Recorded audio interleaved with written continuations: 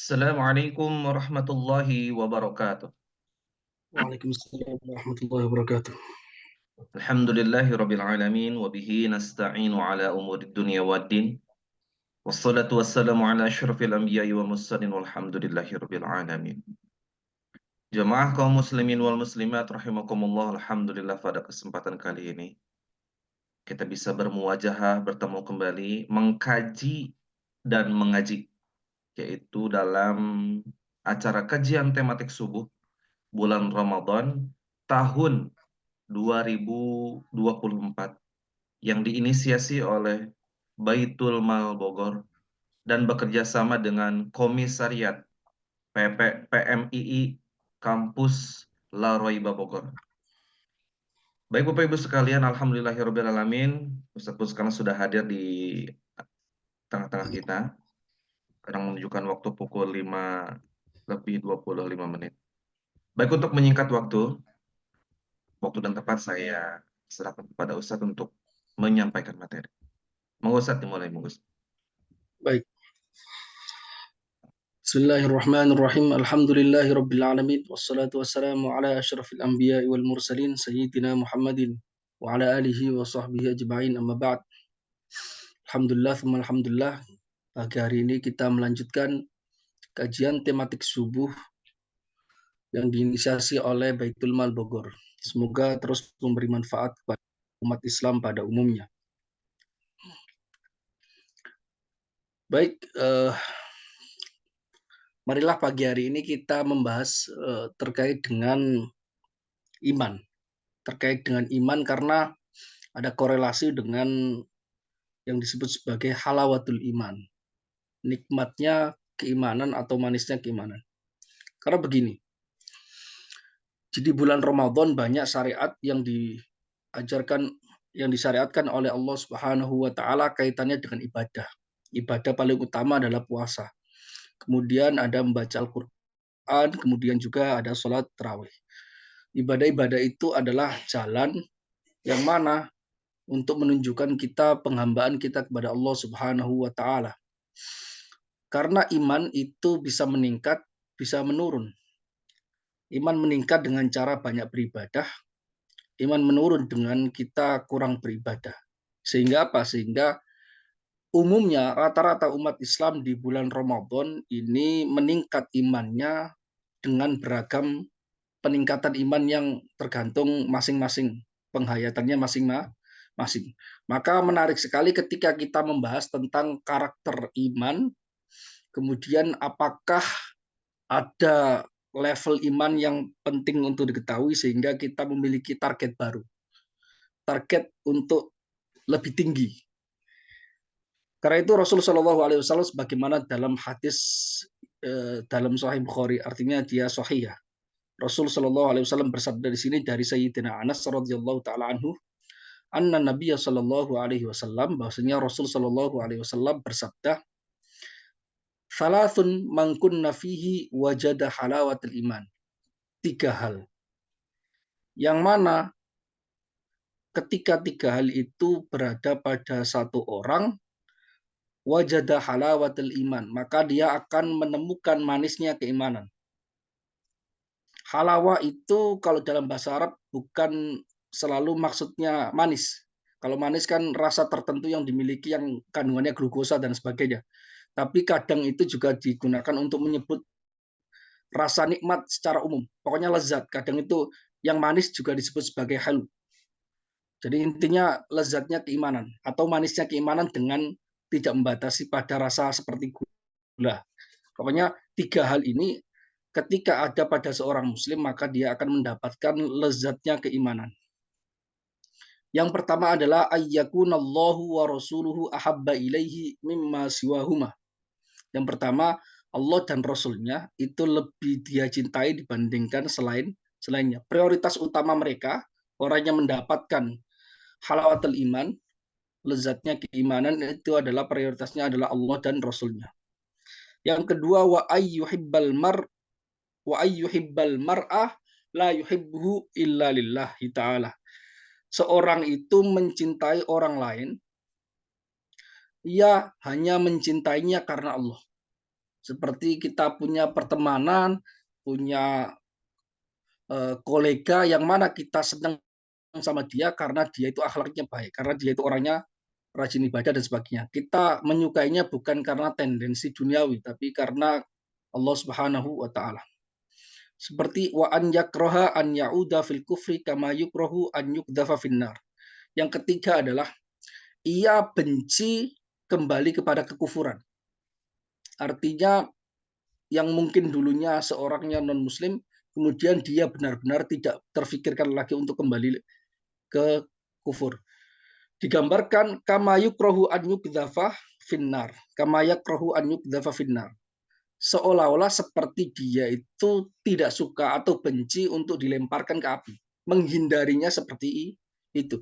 Berarti ada tiga hal yang disebutkan oleh Rasulullah SAW kaitannya dengan tanda seseorang itu mendapatkan manisnya keimanan.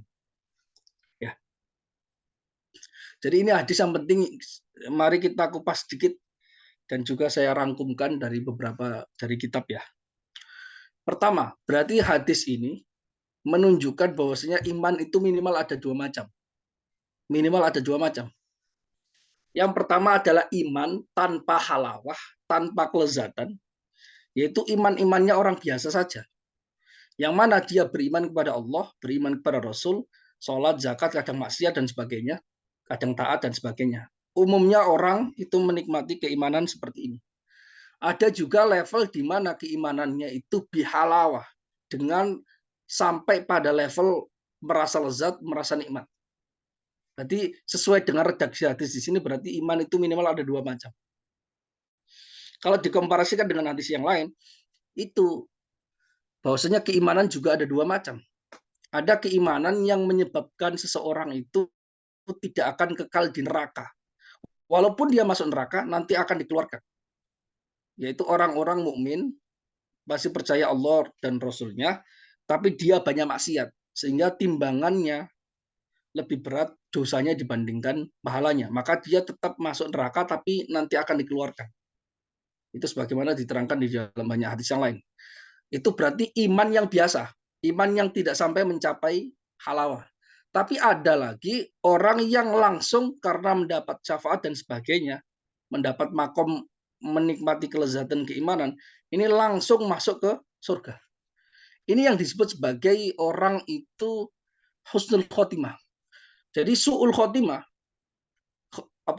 akhir yang buruk itu dikatakan oleh para ulama untuk menyebut dua hal sekaligus. Pertama, dia meninggal dalam keadaan kufur sehingga masuk neraka, nggak keluar. Ada yang dia masih muslim, dia punya potensi masuk surga, tapi terlalu banyak kejahatan yang dilakukan, maka dia perlu disucikan di neraka terlebih dahulu. Ini juga disebut su'ul khotimah, meskipun dia tidak murni nantinya akan terus di neraka, nanti akan dikeluarkan. Sebagaimana banyak diterangkan di dalam kitab-kitab akidah demikian.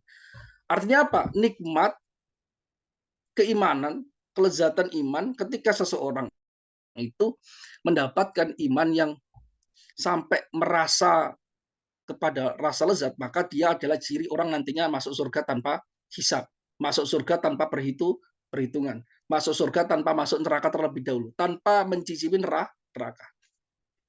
Ya, nah ini penting supaya ibadah kita ditujukan agar bisa mencapai level keimanan seperti ini.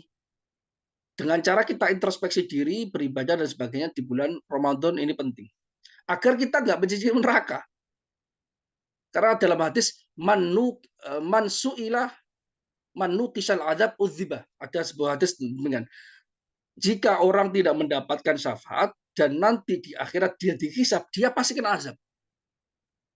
Kalau ada perhitungan dibuka catatan, artinya masuk pengadilan untuk ditanya, itu pasti kena azab. Tapi ada orang yang nggak sampai masuk pengadilan karena kena syafaat, karena amal perbuatan tertentu yang dia lakukan sehingga dia kena dapat syafaat, sehingga dia tidak masuk ke pengadilan untuk diteliti satu persatu amalnya. Kalau diteliti satu persatu amalnya, itu nanti kena semuanya. Ya. Jadi demikian. Jadi ada level yang perlu untuk kita maksudnya memasang visi dan misi mencapai keimanan seperti itu agar kita nanti menjadi orang yang mendapatkan salah satu ciri orang yang masuk surga tanpa masuk neraka terlebih dahulu. Itu yang pertama. Kemudian hadis ini juga menerangkan kaitannya dengan tanda orang yang mendapatkan rasa nikmat, rasa lezatnya keimanan itu, yaitu Allah dan Rasulnya lebih dia cintai. Kemudian dia mencintai orang karena Allah. Kemudian dia benci kepada kekafiran sebagaimana dia benci kepada api. Kalau dia dilemparkan ke api kan nggak ada yang mau masuk ke api kan. Maka dia juga demikian. Maka perlu kita pahami terlebih dahulu.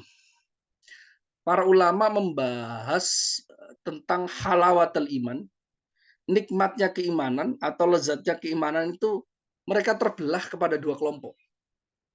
Ada yang memahami apa sih yang dimaksud dengan nikmatnya keimanan ini atau lezatnya keimanan ini? Apakah dia hanya maknawi, sebuah bahasa metafor, ungkapan tertentu yang digunakan oleh Rasul Shallallahu Alaihi Wasallam untuk menggambarkan level iman tertentu, tapi dia sebenarnya tidak sampai terasa secara fisik, tidak terasa secara fisik. Kenapa? Karena iman itu kan barang yang abstrak, tidak bisa dirasakan lewat panca indera.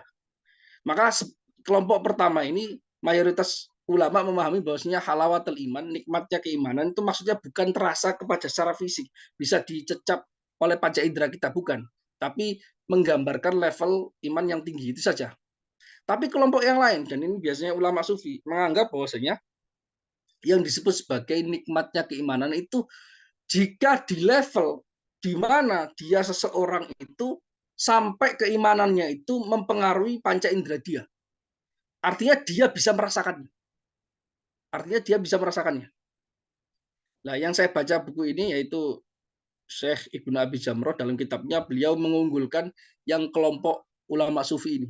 Kenapa? Karena banyak hadis yang lain yang mengindikasikan demikian. Misalnya ada sebuah cerita tentang Sayyidina Bilal. Sayyidina Bilal itu ketika awal-awal masuk Islam, dia awalnya budak, kemudian ketahuan dia masuk Islam ketika di periode Mekah, dia disiksa oleh tuannya. Kemudian tapi tetap dia bertahan dengan keimanannya, disuruh kufur, disuruh murtad, dia tetap bertahan dengan keimanan dan bilang ahad, ahad, ahad. Padahal ketika dia disiksa, itu kan panas. Namanya panas di Saudi Arabia itu bisa mencapai 45 sampai 48 derajat Celcius. Ketika airnya itu dijemur di sana terus kena kena telur itu bisa setengah matang. Saking panasnya. Terus itu dijemur di situ, pipinya dikenakan batu di sana saking panasnya. Tapi Sayyidina Bilal tetap bertahan dan nggak merasa kesakitan. Itu bukti bahwasanya imannya itu sudah di level yang sampai fisiknya, panca inderanya, fisiknya itu terpengaruh dengan keimanan itu sehingga nggak kerasa panas. Ini yang dimaksud oleh para ulama sufi ketika mengatakan halawatul iman itu maksudnya sampai bisa dirasakan. Cerita lagi Sayyidina Ali. Cerita lagi beberapa sahabat, bukan Sayyidina Ali. Beberapa sahabat ketika perang. Ketika perang ada salah seorang sahabat itu terkena tombak. Ketika mau dicabut sama kawannya, itu terasa sakit. Sakit sekali. Tapi dia mengatakan, tunggu, biarkan saya sholat dulu, nanti cabutlah ketika sholat. Nah, ketika sholat itu terasa nikmat sekali, sehingga ketika dicabut nggak kerasa. Artinya apa? Dia berada di level keimanan, sehingga keimanannya itu benar-benar terasa lezat, sehingga mengalahkan rasa sakitnya. Artinya apa? Ada keimanan yang abstrak itu tadi, sudah berubah saking kuatnya, sehingga mempengaruhi fisik dia. Mempengaruhi fisik dia. Dan itu terjadi berkali-kali, itu banyak sekali para sahabat kejadian seperti itu banyak sekali. Nah, ini yang dimaksud dari halawatul iman. Nah, halawatul iman, jadi kalau kita belum sampai di level itu, berarti kita sebenarnya itu sesuai dengan hadis ini. Yang dimaksud dari hadis ini, sebenarnya kita belum mencapai level itu. Level di mana keimanan kita itu sampai bisa mempengaruhi fisik kita. Yang mana fisik kita harusnya merasa sakit, merasa apapun itu, tapi karena keimanan kita, karena berjuang di level itu nggak kerasa. Ya, itu banyak sekali kejadian, ada sahabat yang ketika sholat kemudian istilahnya itu dia punya kuda, terus dia sholat. Ketika sholat itu kudanya itu dicuri sama orang. Secara fikih boleh loh dia membatalkan sholat untuk mengejar pencuri itu. Boleh. Tidak haram. Tapi dia milih tetap sholat. Bukan karena dia bodoh, bukan. Tapi karena saya sedang di posisi yang benar-benar nikmat sehingga saya nggak kerasa nikmatnya punya kuda itu nggak kerasa. Nggak kerasa. Nah itu yang disebut sebagai halawatul iman. Nah, ciri orang mendapatkan halawatul iman atau nikmatnya keimanan itu disebutkan oleh Rasul Shallallahu Alaihi Wasallam itu orang itu lebih mencintai Allah dan Rasulnya dibandingkan selainnya. Ya itu yang disebutkan oleh para ulama. Kemudian yang ciri yang kedua dan ketiga itu sebenarnya ikut dengan ciri yang pertama karena itu hanya semacam implikasi. Lah, kenapa? Karena begini kan cirinya tadi mencintai Allah dan Rasulnya itu lebih dibandingkan selainnya. Kemudian dia mencintai orang lain sebagaimana dia mencintai orang lain karena Allah. Kemudian dia benci kepada kekufuran seperti dia benci untuk dilempar ke api. Lah, lah cinta itu kan barang abstrak. Cinta itu barang abstrak.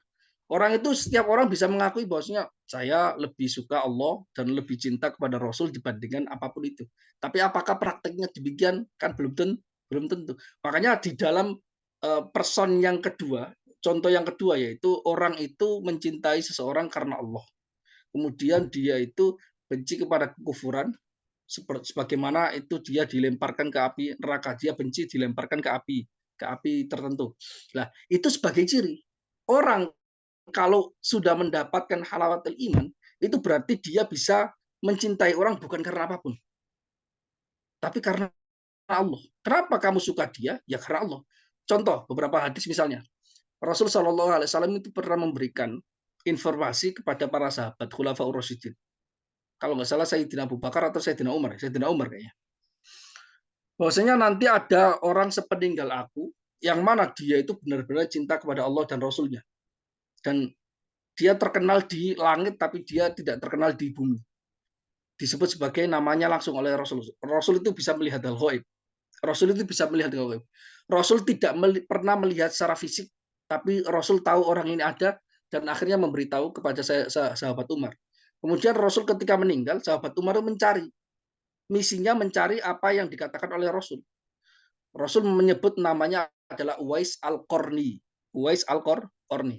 Ketika itu Sayyidina Abu Bakar akhirnya mencari, ketemu di daerah Yaman kalau nggak salah, kemudian datang. Minta ke doa kepada Uwais Al-Qarni. Jadi seorang sahabat minta doa kepada tabi'in.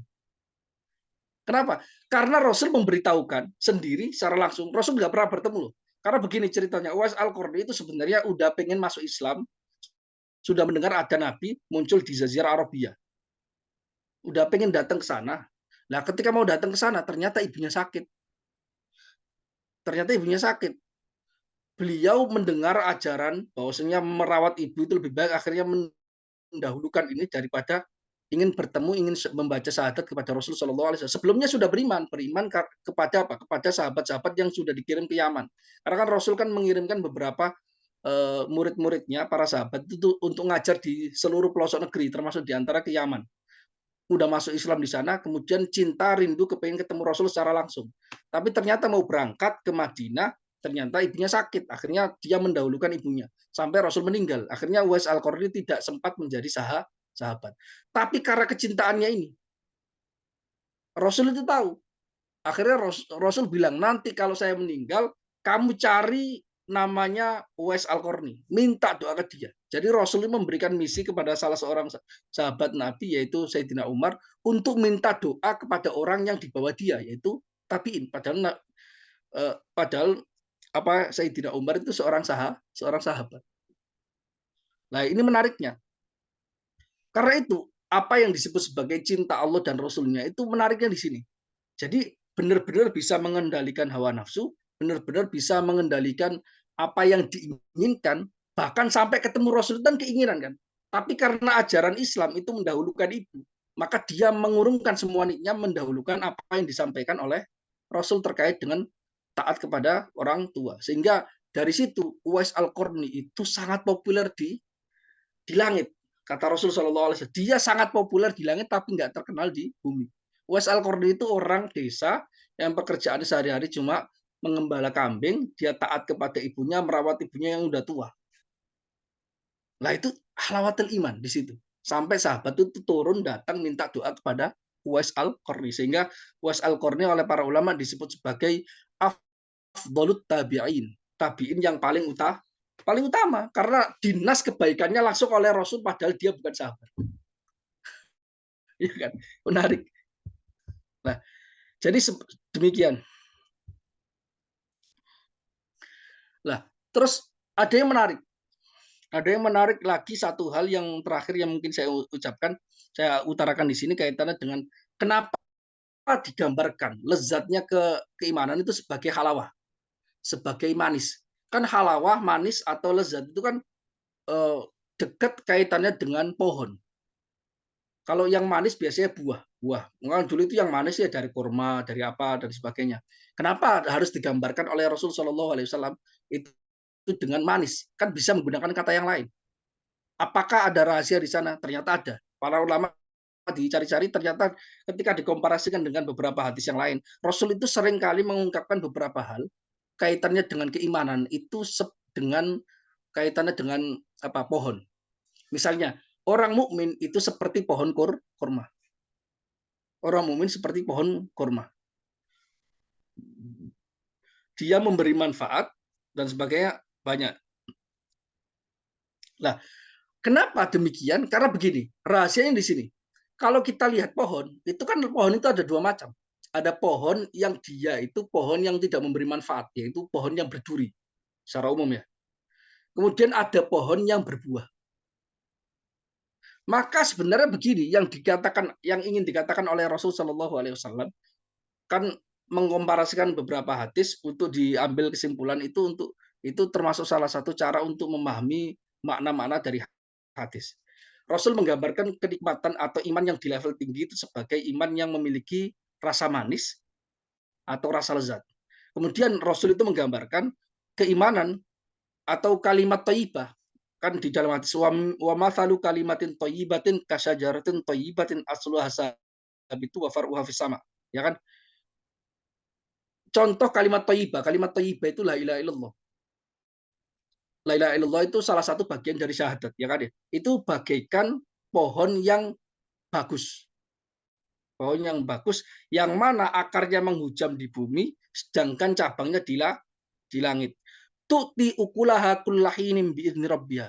Yang dia memberikan buah-buahannya kapanpun yang dikehendaki oleh Allah Subhanahu wa taala. Jadi digambarkan la ilaha illallah sebagai tanda keimanan itu seperti pohon yang berbuah, yang buahnya itu banyak. Maka ini korelasinya jelas. Indikasinya atau mengisyaratkan bahwasanya ada iman yang tidak berbuah, ada iman yang berbuah. Karena itu Rasul menggunakan kata-kata halawatul iman. Karena keimanan la ilaha illallah sebagai tanda keimanan itu diibaratkan Rasul sebagai pohon. Yang mana pohon itu ada kalanya yang berbuah, ada kalanya yang nggak berbuah. Maka orang mukmin yang dia tidak atau belum mencapai halawatul iman, maka dia itu sebenarnya seperti pohon, tapi pohonnya nggak berbuah. Pohonnya nggak berbuah. Lah buahnya itu apa? Ya buahnya itu adalah penggambarannya akhlaknya yang baik.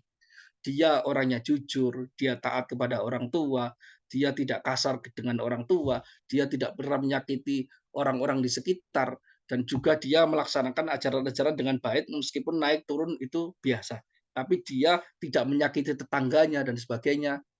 Nah, itu salah satu buahnya. Makanya itu wajar sekali Rasulullah SAW menggambarkan iman itu sebagai pohon dan juga menggambarkan orang mukmin itu sebagai pohon kurma dan juga digambarkan level iman yang tinggi itu sebagai iman yang memiliki rasa lezat dan rasa manis. Itu rahasianya. Makanya kalau kita memahami beberapa hadis dengan dikomparasikan dengan banyak hadis dan juga kita baca keterangan para ulama itu nanti akan ketemu. Jadi demikian kira-kira yang bisa diutarakan. Jadi inti yang ingin saya katakan di sini adalah satu hal, bahwasanya kita beribadah di bulan Ramadan. Itu kita harus paham maksudnya. Maksudnya untuk mengendalikan diri hawa nafsu dan untuk meningkatkan ketakwaan karena keimanan kita meningkat. Lah, kalau kita nggak tahu targetnya, nggak tahu tujuannya sampai mana, kita akan berada di situ-situ terus. Seperti orang yang tidak memiliki arah. Belajar tapi nggak ada tujuan untuk apa. Atau dia melakukan kegiatan apapun tapi nggak memiliki visi goalnya itu apa. Maka diberikan oleh Rasul Shallallahu Alaihi Wasallam goalnya adalah kita mencapai kenikmatan iman, sehingga kenikmatan ini sampai bisa mempengaruhi fisik kita ketika terjadi seperti itu, sebagaimana yang dulu pernah dirasakan oleh para sahabat, para tabiin, tabiin, dan beberapa umatnya sampai akhir zaman. Karena dalam hadis, orang yang mencapai makom ini, mencapai level keimanan seperti ini tidak akan habis, meskipun kita nggak tahu zaman sekarang. Tapi selalu ada, karena Rasulullah SAW mengatakan, la tazalu ummati dhahirina alal haq. Terus pasti ada di antara umatku yang akan benar-benar nampak dalam kebenaran. Maksudnya kebenaran itu mencapai level keimanan yang tinggi. Tapi apakah persoalannya kita tahu orangnya, kita kenal orangnya atau tidak, wallahu alam. Tapi sudah ada nas bahwasanya selalu ada orang-orang baik di setiap zamannya yang mewarisi haliannya Rasul Shallallahu Alaihi Wasallam. Jadi demikian yang bisa diutarakan. Silakan barangkali ada pertanyaan. Ustaz, bila halawatal iman ini berpengaruh terhadap jawarih anggota badan seorang muslim ya, Ya, kita melihat beberapa fenomena yang ada di masyarakat seperti ini. Contohnya, Ustaz, debus, Ustaz. ya dengar ya. Debus itu kan Wah, debus. debus. Oh, debus ya. Debus itu kan, Ustaz, kalau kita lihat ya, atraksi atau pertunjukannya, tangan digergaji kuat, lidah ditusuk paku kuat, pipi ditusuk. Pertanyaannya, apakah ini merupakan salah satu bentuk dari haula watal iman? Karena sebelumnya biasanya para pemainnya komat kamit, baca baca doa-doa, sumpah serapah segala macam lah Oh ya. iya ya. Ya, itu pertanyaan menarik. Dan sebenarnya pertanyaan kebetulan saya pernah merasakannya secara langsung. Bukan berarti saya sakti, enggak. Saya dulu ketika kebetulan di SMP itu ikut pencak silat, dan pencak silatnya itu kebetulan ketika mau akhir lulus itu kayak ada penampilan gitu, ditampilkan di aliyah. Nah, itu SHT, Ustaz. ternyata beneran langsung. Jadi itu mereka itu semacam punya apa ya, punya doa-doa, dan dia benar-benar bisa ilmu kebal. Ada ilmu kebal. Dulu awal saya nggak percaya, tapi langsung gitu. Jadi kita tampil jam 7, tapi kita datang jam 6. Ketika jam 6 itu kita di briefing dulu, disuruh minum air yang sudah dibaca-bacain doa. Setelah itu, setelah minum air, dan ini efeknya cuma 1 hari, itu sini saya itu ditusuk sama jarum, dikeluarin di sini. Itu nggak kerasa. Itu beneran. Saya merasakan sendiri. Saya dan adik saya itu ngerasain sendiri. Tapi itu hanya berlaku 1 hari doang. Jadi bukan yang misalnya mungkin pesulap merah nggak percaya bahwasanya itu paling tipuan dan sebagainya. Saya bersumpah yakin sekali, bahkan ditampilin di depan orang banyak ketika itu benar-benar ditusuk, tapi memang nggak keluar darahnya. Nah itu Kak, sebenarnya bukan nggak terlalu terkait dengan halawatul iman, tapi itu terkait bahwasanya ada hal-hal di alam semesta ini yang bisa kaitannya dengan ilmu pengetahuan itu ada yang terkait sains. Sains kan itu bisa membius orang. Itu kan sains jelas kan dibuktikan. Tapi bukan hanya itu. Bacaan kalau kita tahu resepnya, kalau kita tahu bacaannya dan ada ijazahnya itu juga bisa punya pengaruh seperti itu. Dan itu dibuktikan zaman Nabi itu ada di hadis sahih itu banyak loh, di Sahih Bukhari itu ada loh. Rasul Shallallahu Alaihi Wasallam ketika itu perang, kalau nggak salah perang Uhud.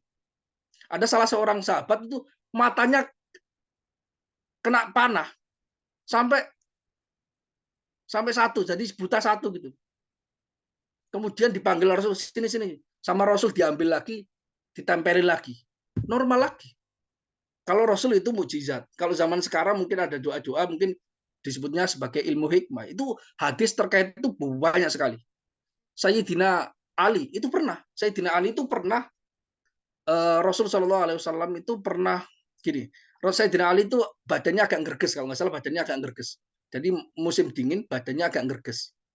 Jadi agak agak demam gitu. Kemudian Rasul itu mendoakan, "Ya Allah, jagalah Sayyidina Ali dari panas dan dingin." Nah, omongannya Rasul itu benar-benar berpengaruh kepada Sayyidina Ali sepanjang hidup.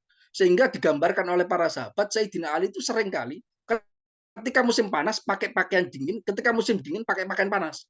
Para sahabatnya tanya, kok aneh sih? Ini musim dingin kok kamu malah nggak pakai pakaian yang tebal? Ini musim panas malah pakai pakaian yang berukut gitu. Harusnya kan keringetan, kepanasan. Enggak, dulu itu saya pernah sakit, kemudian didoakan Rasul. Ternyata doanya itu masih manjur sampai sekarang. Tahu nggak? Jadi gini, jadi bagi orang yang misalnya hanya mendewakan kaitannya dengan sains, sebenarnya harus membuka cakrawala. Karena dalam fakta sejarah itu ada. Yang nggak usah jauh-jauh ke Nabi dan para sahabat. Yang sekarang ilmu hikmah itu ada. Dan saya merasakan sendiri. Tapi itu cuma berlaku satu hari karena memang ini dosisnya untuk satu hari. Kalau ingin bisa paten ya harus istilahnya itu harus latihan dan sebagainya. Ada namanya riado dan sebagainya. Itu ada. Cuma kan enggak. Itu bukan kaitannya dengan ma'rifat dan sebagainya. Itu ilmu hikmah biasa seperti itulah. Jadi ada yang menipu, yang ya emang ada yang nipu-nipu itu ada, tapi yang beneran ada itu ada. Karena saya pribadi tak pernah langsung, meskipun saya nggak punya ilmunya, tapi saya pernah merasakan. Makanya itu saya ngomong. Itu jadi nggak demikian. Tapi begini, pernah nggak kawan-kawan yang sering melihat misalnya perang di Gaza itu, pernah kaget nggak? Gaza itu geografisnya itu benar-benar dikepung, kanan kiri semuanya Israel. Jadi dia Gaza sama Palestina itu kan, Palestina kan termasuk di antara Gaza. Gaza sama terusan daerah Gaza itu kan Di daerah barat. West Bank. Terus ada yang daerah El-Quds itu kan terpisah dan di tengah-tengahnya itu udah dibarikade sama Israel. Jadi benar-benar dikepung karena Gaza itu langsung menjorok ke laut. Lah, nyaris gak ada orang dari Gaza itu keluar dari Gaza loh. Mereka benar-benar cinta sama negaranya dan mereka nggak keluar. Padahal tiap hari itu selalu ada orang korban itu banyak. Lah, saya itu meyakini bahwa di antara mereka itu udah di level yang merasakan kenikmatan. Sehingga itu ketika dibom dan sebagainya itu nggak kerasa. Nggak kerasa, malah istilahnya itu banyak yang senyum dan sebagainya. Karena mereka benar-benar di posisi yang tepat, lawannya juga tepat, yaitu benar-benar orang kafir hakiki. Bukan yang orang muslim dikafirkan dulu, terus dianggap, terus dijadikan. Enggak, ini benar-benar musuh pertama merampok tanah orang lain. Kemudian dia juga benar-benar Yahudi, yang orang kafir. Kemudian dia benar-benar menyerang, bukan kita nyerang duluan misalnya.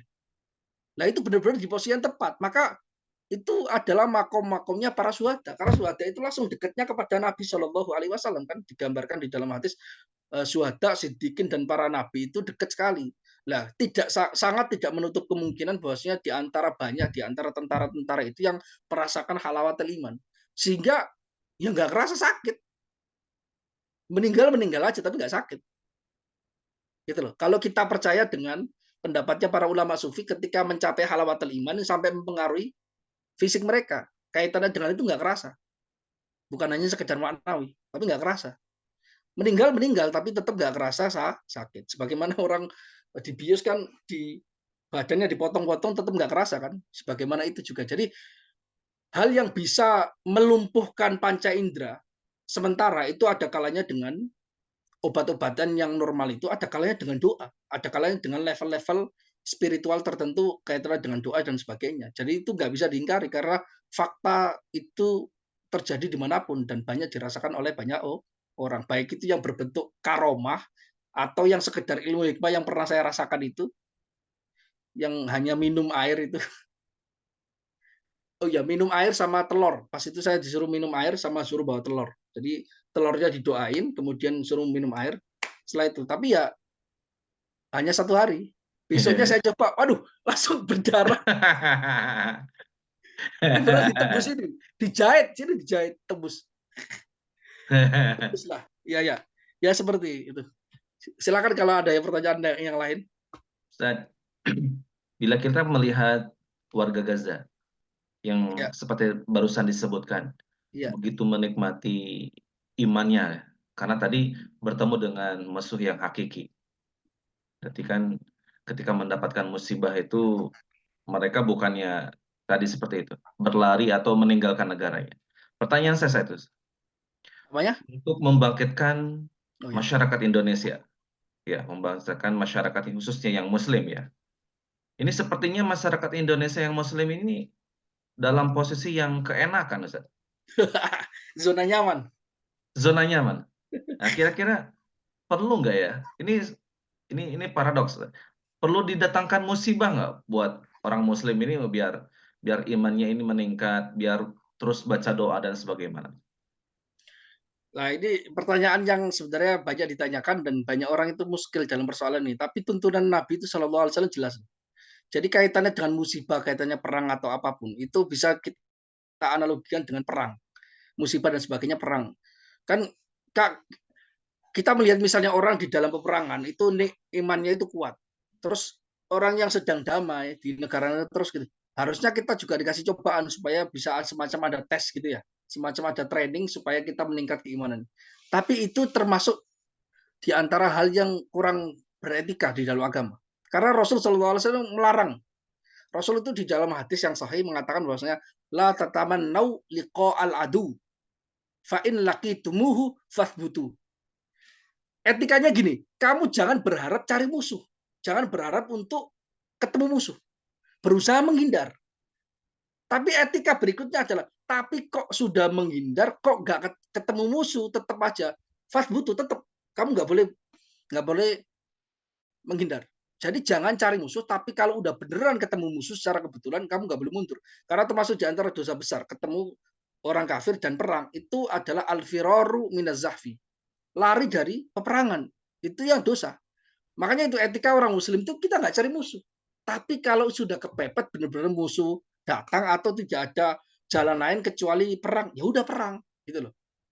Jadi nggak bisa kita misalnya berharap ya kita latihan supaya meningkat keimanan itu dengan cara kita misalnya kita perang-perangan kayak gitu-gitu. Itu nggak bisa. Itu kan kaitannya dengan takdir yang digerakkan oleh Allah. Daerah mana yang ditakdirkan untuk terjadi peperangan, daerah yang lain tidak.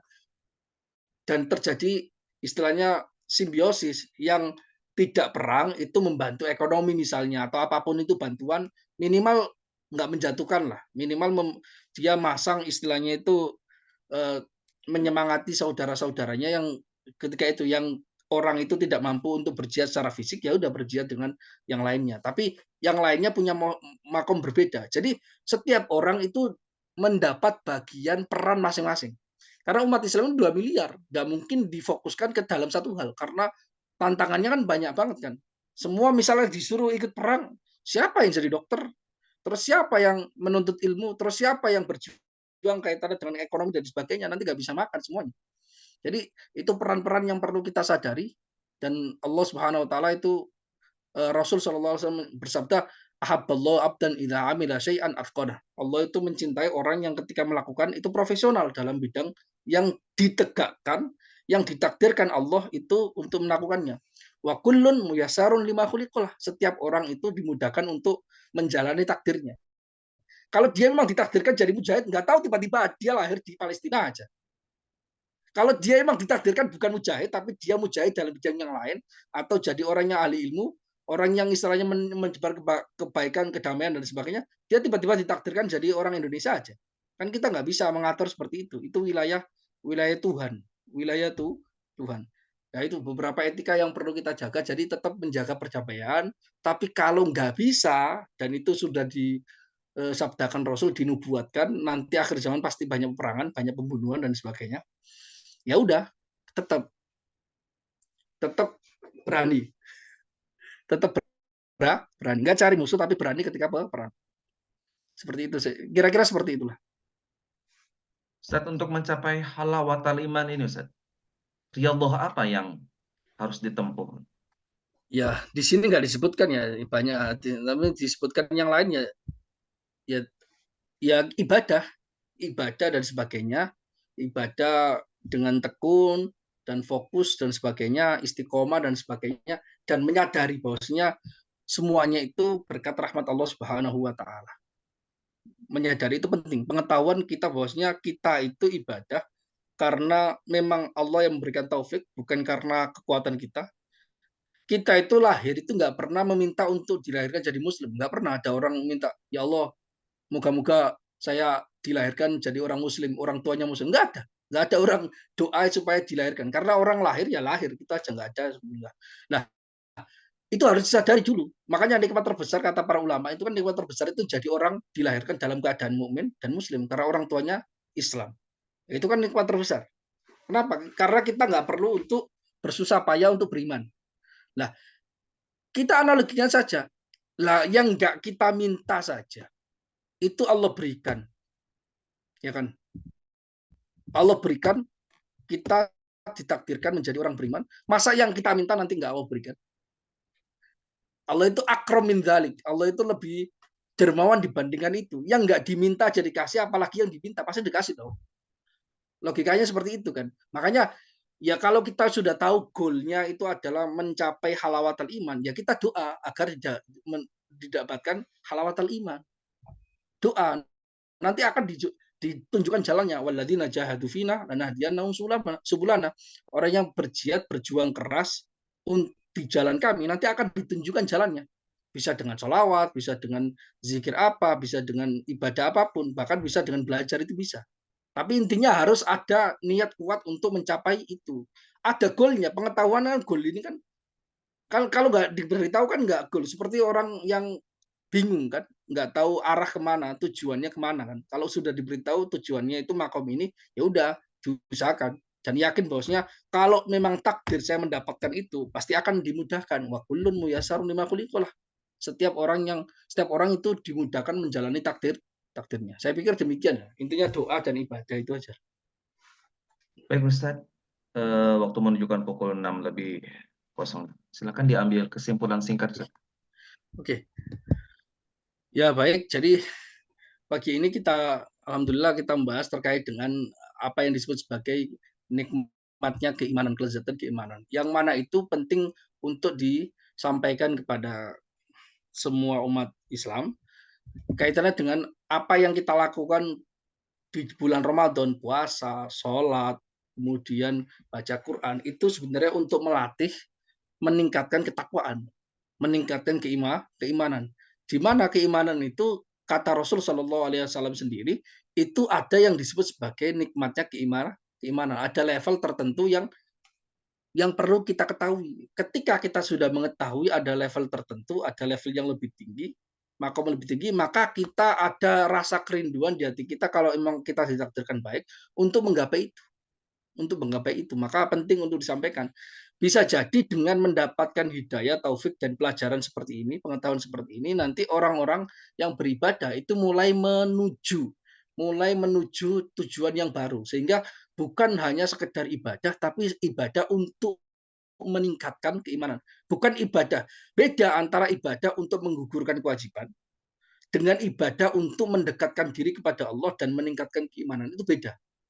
Jauh berbeda. Sehingga dengan pengetahuan seperti ini yang disebutkan di dalam hadis ini, maka kita akan bisa berusaha untuk meningkatkan keimanan dengan lebih sistematis, dengan lebih semangat dan berdoa kepada Allah Subhanahu wa taala agar diberikan hal seperti itu. Saya pikir demikian yang bisa disampaikan, semoga bermanfaat.